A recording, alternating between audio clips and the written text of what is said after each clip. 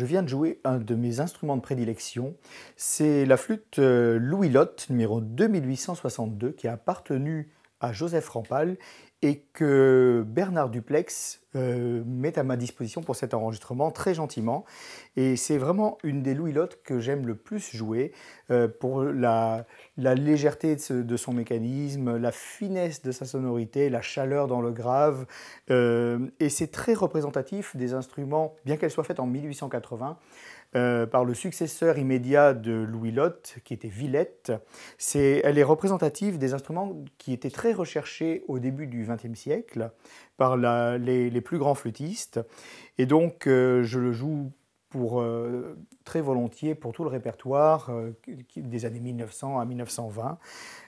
Voilà, donc une flûte qui m'est très chère et je remercie vraiment Bernard de me donner le plaisir de la jouer si souvent.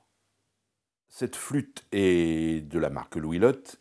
Elle est du premier successeur de Louis Lotte, qui fut son maître ouvrier depuis la création de sa marque en 1855. Louis Lotte ayant pris sa retraite en 1876, cette flûte a été faite peu après, puisqu'elle est de 1880. Elle a appartenu, entre autres, à Joseph Rampal, qui l'a jouée pendant très longtemps. Joseph Rampal était le père de Jean-Pierre Rampal. C'est lui qui a créé ce qu'on appelle l'école de Marseille.